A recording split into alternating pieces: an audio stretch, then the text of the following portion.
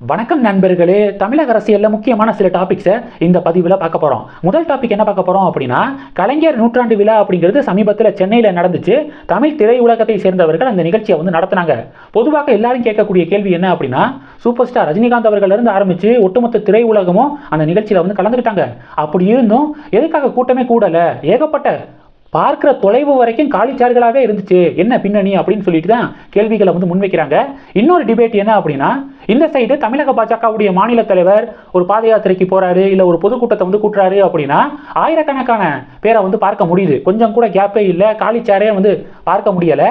அப்போ அண்ணாமலை நடத்தக்கூடிய பொதுக்கூட்டம் இல்லை ஏதாவது ஒரு நிகழ்ச்சி அப்படின்னா இந்த அளவுக்கு கூட்டம் கூடுது. ஆளும் கட்சியான திமுக திரையுலகத்தை சேர்ந்த நபர்களோட சேர்ந்து கலைஞர் நூற்றாண்டு விழா அப்படிங்கிறத நடத்தும் போது ஏன் கூட்டம் கூடலை அப்படிங்கிற இந்த இரண்டு நிகழ்வுக்கான ஒப்பீடுகள் இன்னைக்கு சோசியல் மீடியாவில் வைரலாக ஷேர் ஆகுது. பாஜகவினர் என்ன சொல்றாங்க அப்படின்னா, அதாவது திமுக அரசாங்கம் மீது பொதுமக்கள் மிகுந்த கோபத்தோடு இருக்காங்கன்னு நினைக்கிறேன். மழை வெள்ள பாதிப்பு இதன் காரணமாக கடுமையான கோபத்தில் இருக்காங்க. இந்த நேரத்தில் கலைஞர் நூற்றாண்டு விழா அப்படிங்கிறது நடத்துறது பொதுமக்களுக்கு அந்த அளவுக்கு விருப்பம் இல்லாத மாதிரி தெரியுது. அதனால தான் காலிச்சார்களை பார்க்க முடிஞ்சிச்சு அப்படின்னு சொல்லிட்டு பாஜகவினர் பதிவுகள் போடுறாங்க. இன்னொரு விஷயம் பாஜகவினர் சொல்றாங்க என்ன அப்படின்னா, உத்தரப்பிரதேசத்தில் மாயாவதி அவர்கள் முதலமைச்சராக 2007 தேர்ந்தெடுக்கப்பட்டாங்க. பகுஜன் சமாஜ் பார்ட்டி தேர்ந்தெடுக்கப்பட்டுச்சு. பகுஜன் சமாஜ் பார்ட்டி ஆட்சிக்கு வந்த உடனேயே மாயாவதி அவர்கள் என்ன பண்றாங்க அப்படின்னா, பொது இடங்கள்ல யானை சிலைகள் இருக்கு பார்த்தீங்களா, யானையுடைய புகைப்படங்களை வைக்கிறது, அரசு பணத்தில் வைக்கிறது, யானை சிலைகளை பார்க்கில் வைக்கிறது, இது மாதிரியான வேலைகளை பார்க்குறாங்க. ஒரு தெரு விளக்கு போடுறாங்க அப்படின்னா யானை வடிவத்தில் இருக்கிற மாதிரி ஒரு லைட்டை வைக்கிறது, இது மாதிரியான ஒரு முயற்சியை மேற்கொள்கிறாங்க. அப்போ ஒரு பெரிய டிபேட் வருது என்ன அப்படின்னா, பகுஜன் சமாஜ் பார்ட்டியுடைய சின்னம் யானை சின்னம். அப்போ பொதுமக்களுடைய வரி பணத்தில் அவங்களுடைய சின்னத்தை பிரபலப்படுத்துவதற்காக இப்படி யானை சிலைகள்லாம் வைக்கிறாங்களா அப்படின்னு சொல்லிட்டு கேள்விகள் முன்வைக்கப்படுது. அது மாயாவதி அவர்களுக்கு பெரிய பின்னடைவை ஏற்படுத்துது. அடுத்த தேர்தலில் கடுமையான தோல்வி அடைகிறாங்க மாயாவதி அவர்கள். கிட்டத்தட்ட தமிழ்நாடு பாலிடிக்ஸில் திமுக ஆட்சிக்கு வந்த உடனேயே கலைஞர் கருணாநிதி அவர்களுக்கு பல இடங்களில் சிலை வைக்க முயற்சிகள் செய்யப்படுது. அது மட்டும் இல்லாமல் பல திட்டங்களுக்கு கலைஞர் கருணாநிதி அவர்களுடைய பெயர் தான் சூட்டப்படுது. இப்போ கூட கீழம்பாக்கம் பஸ் ஸ்டாண்டுக்கு கலைஞர் நூற்றாண்டு பேருந்து முனையம் அப்படின்னு சொல்லிட்டு பேர் வச்சிருக்காங்க. மதுரையில் பார்த்தீங்க அப்படின்னா ஜல்லிக்கட்டு மைதானம் கட்டப்படுது. அந்த ஜல்லிக்கட்டு மைதானத்துக்கும் கலைஞர் நூற்றாண்டு மைதானம் அப்படின்னு சொல்லிட்டு பேர் வைப்பதற்கான முயற்சிகள் நடந்துக்கு இருக்கு.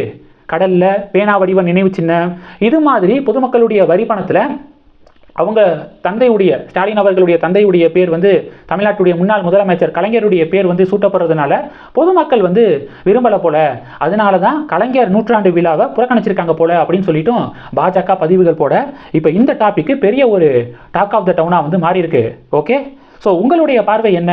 பாஜகவினர் சொல்கிற மாதிரி அண்ணாமலை ஒரு பொதுக்கூட்டத்தை கூட்டுறாரு அப்படின்னா ஏகப்பட்ட க்ரௌடை பார்க்க முடியுது. காசு கொடுத்து அந்த க்ரௌடெல்லாம் கூடலை, தன்னிச்சையாக அண்ணாமலையுடைய பேச்சை கேட்பதற்கு இவ்வளவு கூட்டம் கூடுது. ஆனால் ஆட்சி அதிகாரத்தில் இருந்தும் இவ்வளவு திரைப்பிரபலங்கள் கலந்துக்கிட்டோம் கலைஞர் நூற்றாண்டு விழாவில் காலிச்சார்களை பார்க்க முடிஞ்சிச்சு.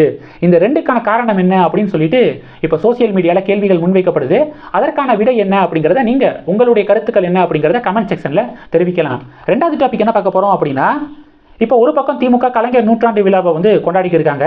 இன்னொரு பக்கம் பாஜக என்ன பண்ணுறாங்க அப்படின்னா, 100 கேள்விகளை எழுப்ப போகிறோம் திமுக பார்த்து அப்படின்னு சொல்லிட்டு ஒரு கேம்பெயினை ஆரம்பிச்சிருக்காங்க. முந்தா நேற்று பார்த்தீங்கன்னா முதல் கேள்வி கேட்கப்பட்டுச்சு. நேற்று இரண்டாவது கேள்வி என்ன சொல்லியிருக்காங்க அப்படின்னா, எதிர்க்கட்சியாக இருக்கும்போது பொங்கலுக்கு 5000 ரூபாய் கொடுக்கணும் அப்படின்னு சொல்லிட்டு ஸ்டாலின் அவர்கள் தெரிவித்தார். ஆனால் ஆளும் கட்சியாக வந்த உடனேயே உங்கள் தந்தைக்கு நூற்றாண்டு விழா, கடலில் பேனா, மகனுக்காக காரேசை மக்களுடைய வரி பணத்தில் பண்ணுறீங்க. அப்படி இருக்கும்போது ஏன் மக்களை மட்டும் வஞ்சிக்கிறீங்க, அந்த 5000 ரூபாய் இங்கே சொன்ன மாதிரி கொடுக்க வேண்டியதானே அப்படின்னு சொல்லிட்டு இப்போ கேள்விகளை எழுப்பியிருக்காங்க பாஜகவுடைய இந்த இரண்டாவது கேள்வி தமிழக அரசியலில் விவாத பொருளாக மாறி இருக்கு. மூணாவது டாபிக் என்ன பார்க்க போகிறோம் அப்படின்னா, உயர்நீதிமன்றத்தில் வெள்ள நிவாரணத் தொகை தொடர்பாக ஒரு கேஸ் நடந்துட்டு இருக்கு. அதாவது எதுக்காக ரொக்கமாக பொதுமக்கள் கையில் பணமாக கொடுக்குறீங்க, பேங்க்கில் டைரெக்டாக டெபாசிட் பண்ண வேண்டியதானே அப்படின்னு சொல்லிட்டு ஹைகோர்ட்டில் கேஸ் நடந்துக்கு இருக்கு. அப்போ தமிழக அரசாங்கம் சென்னை உயர்நீதிமன்றத்தில் என்ன சொல்லியிருக்காங்க அப்படின்னா, இந்த மழை காரணமாக ஏடிஎம் கார்டு வங்கி விவரங்கள் இருக்குது பார்த்தீங்களா, அதை பொதுமக்கள் தொலைத்திருக்கக்கூடும். அதனால தான் நிவாரணத் தொகை 6000 ரூபாய் ரொக்கமாக கொடுக்கப்பட்டுச்சு அப்படின்னு சொல்லிட்டு தமிழக அரசாங்கம் சென்னை உயர்நீதிமன்றத்தில் ஒரு விளக்கம் கொடுத்துருக்காங்க. இப்போ பாஜக மற்றும் அதிமுக போன்ற எதிர்க்கட்சிகள் என்ன கேள்வி எழுப்புறாங்க அப்படின்னா, எவ்வளோ புகார் வந்திருக்கு, வங்கி விவரங்கள் ஏடிஎம் கார்டை தொலைத்ததாக எவ்வளவு புகார்கள் வந்திருக்கு அப்படிங்கிற அந்த பட்டியலை வெளியிட முடியுமா அப்படிங்கிற கேள்விகள் எழுப்புறாங்க. அது மட்டும் இல்லாமல் ஒருவேளை வங்கி விவரங்கள், ஏடிஎம் கார்டு இதெல்லாம் அந்த மழை வெள்ளத்தில் வந்து அடிச்சுட்டு போயிருந்துச்சுன்னா, ரேஷன் கார்டும் தானே அடிச்சுட்டு போயிருக்கோம். ரேஷன் கார்டு வந்து ஒரு வேளை அடிச்சுட்டு போயிருந்துச்சுன்னா நீங்கள் என்ன பண்ண போகிறீங்க, அதற்கான ஸ்டெப் என்ன எடுப்பீங்க அப்படின்னு சொல்லிட்டும் இப்போ நெட்டிசன்கள் பாஜக கேள்விகளை வந்து எழுப்பிக்கு இருக்காங்க. முன்னாடி தமிழக அமைச்சர்கள் என்ன சொன்னாங்க அப்படின்னா, மழை வெள்ளம் காரணமாக ஏடிஎம் வந்து நிறைய ஏடிஎம் வந்து ஒர்க் ஆக மாட்டேது, அதனால தான் இந்த 6000 ரூபாய் வந்து ரொக்கமாக பொதுமக்கள் கையில் டைரெக்டாக கொடுப்பதற்கு முடிவு செய்யப்பட்டுச்சு அப்படின்னு சொல்லிட்டு திமுக அமைச்சர்கள் சொன்னாங்க. இப்போ வந்து உயர்நீதிமன்றத்தில் தமிழக அரசாங்கம் என்ன சொல்லியிருக்காங்கன்னா, மழை வெள்ளத்தில் வந்து ஏடிஎம் கார்டு, வங்கி விவரங்கள் தொலைந்திருக்கக்கூடும் அப்படின்னு சொல்லிட்டு ஒரு விளக்கம் வந்து கொடுத்துருக்காங்க. கடைசி டாபிக் என்ன பார்க்க போகிறோன்னா, மத்திய அரசாங்கம் எடுத்த தரமான முடிவு அப்படிங்கிறது கடைசி டாபிக்.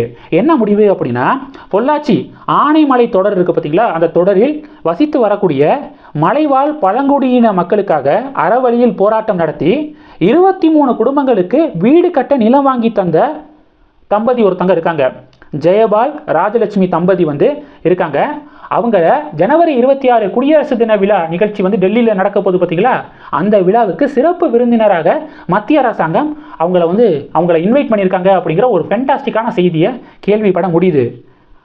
மறுபடியும் சொல்கிறேன், பொள்ளாச்சி ஆனைமலை தொடரில் வசிக்கக்கூடிய மலைவாழ் பழங்குடியின மக்களுக்காக அறவழியில் போராட்டம் நடத்தி 23 குடும்பங்களுக்கு வீடு கட்டுவதற்கு நிலம் வாங்கி தந்திருக்காங்க அந்த தம்பதி.